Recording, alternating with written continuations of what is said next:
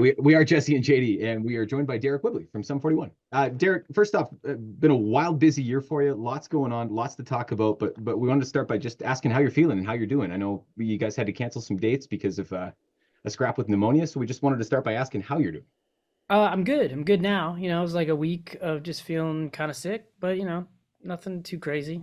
Unfortunately, we had to cancel some shows because I had no lung capacity for about 7 or 10 days, but but that was about it. Now, Deryck, like JD had mentioned, like such a busy year for you and the band, and constantly in the rock news. How great was the cherry on top of the final run of shows coming up and the success of your book to hear that you guys are going to go into the Canadian Music Hall of Fame? What an honor that is.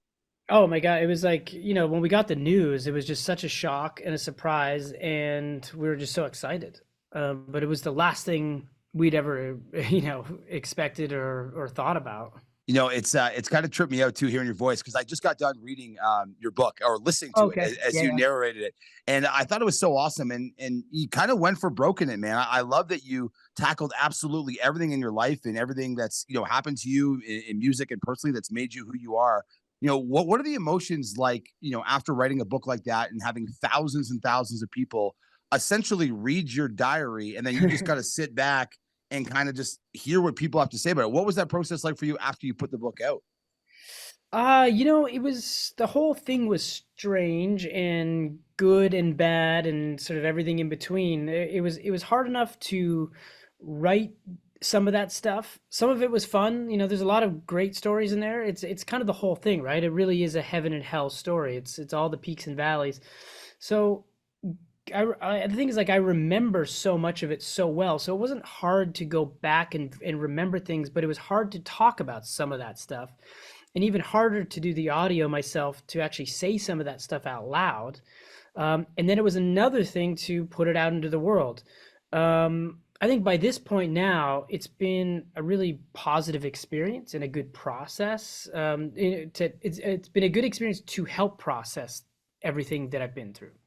Good and bad. Where now it just kind of feels like it's easy to talk about, or it doesn't, some of those things don't haunt me the same way they did, because now it's all out. So in a lot of ways, it's been really great. For those who haven't enjoyed the audiobook version of that, your Tommy Lee impression is incredible, by the way. Cool, thanks. Well, I guess I've probably spent enough time around him to hopefully maybe just pick something up. But yeah, I haven't heard any of it. It's one of those things, like, I don't know about you guys, but I don't like hearing my voice back. So I never actually listened to any of it. I just did it and walked away. I've never heard it. So lots of these farewell shows down, some big ones to come, including, your final shows in a lot of major Canadian cities that you've played along the way numerous times. But is it starting to feel a bit more real now, I guess? Or are you getting more of a sense of finality? Like, wow, this is the last time I'll play Calgary. This is the last time I'll play Edmonton or Toronto. Like, is it starting to feel a bit more real? Well, the weird thing for me is, like, I don't ever really look at particular shows or single dates. So I look at this as, for the first time, this is actually hitting me that the Canadian run is going to be the last run. So I look at it as a whole rather than just like certain dates. And everything up until this tour has felt like, well, we've got so many more tours still ahead, so many more legs of the tour to do, so many more shows to do. Whereas now there's only 4 more weeks left, and this is the final run. So it's finally hitting me that it's coming to an end. Is there a lot of nostalgia that comes with that, a lot of rearview mirror? Because I'm sure that lends itself to some reflection and all that's come before these final shows. Well, I think that comes down to the individual, and I'm not necessarily a super nostalgic person. I do think of the past fondly, and I remember it well, but I don't spend much time in memory lane. So it's not that it, I mean, yes, everywhere I go, everything I do, every tour that I do, every city that I go to constantly reminds me of some wild story or some bad story or something, or even just something boring, some great restaurant I've been to or whatever it is. I can't go anywhere in the world without having like 10 different stories to tell. So, like, if I'm with my wife, who wasn't there in the early days, I've got so many stories to tell. But I don't really just sit there and think and get too nostalgic about stuff unless it just kind of hits me in the moment. Is it a little different for you, Deryck? In your book, you described just like the crazy lifestyle you were living with booze and all the extracurriculars that were going around, touring across, the world. And now you're doing it as a sober man. How different is that for you, when you're experiencing new cities for the first time with I guess without a fog in front of you? The funny thing about drinking for me is that like it didn't really seem to affect my memory too much. Obviously there are certain parts of the night that get very blurry and hazy, but that's usually like the morning if I'm still up. But I've been sober now almost about 11 years, and I toured for about 10 or 12 years drinking, so it's almost been equal amounts. And I would say I have equal amount of fun, but it's just very different. I prefer it being sober now. You're much more like the things that you enjoy, you actually feel more. Whereas when you were drinking, there are a lot of wild stories and there's a lot of crazy nights, but there were so many nights that we were just drinking for no reason too. Like there's so many boring nights that you just spent drinking a bottle of Jack or whatever, that we all stayed up till 6 a.m. just driving on the bus talking about dumb stuff that is just kind of pointless. But they're just different lifestyles. I don't regret any of those years, but I'm glad I don't do it anymore. We wanted to ask you about a couple of songs in particular too. We're getting this top 24 of 2024 ready for iHeartRadio Canada.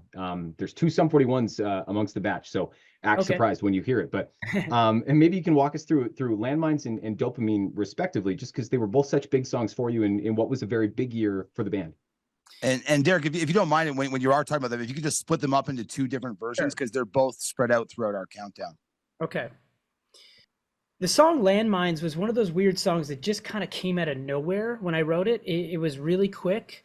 I wasn't expecting to even write a song. It was just something that kind of was in my head before I even picked up the guitar.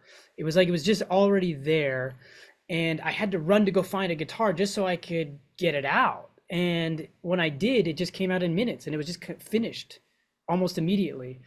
So it was one of those songs that just felt like a gift. And then it became a song that turned into one of our biggest songs we've ever had at radio. And that was just another gift and an unexpected surprise for us. Dopamine was a weird song because when I started writing it, I actually didn't think it was going to be a Sum 41 song. I thought I was writing a song for somebody else, maybe a different artist that it was going to go to. Maybe I'd give it to somebody. But when it was finished, I realized that I really liked the song, and I just thought, I can't give this away. This song's too good.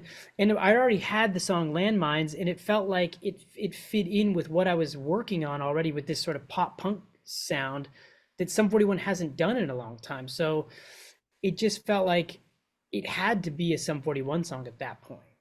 Awesome, Deryck. I just got one more question for you, man. And, I loved your book so much. And I'm not just saying that because you're here. We talked about it on the radio, just how good of a read it was and how quick it was and how great the stories were. And, one thing I got from your book is that you're a musician through and through from, since you're little to the day right now. And, Sum 41's rapping, and you may or may not want to share what's up after this, but do you have plans? Like I could tell from your book that you're not going to stop music.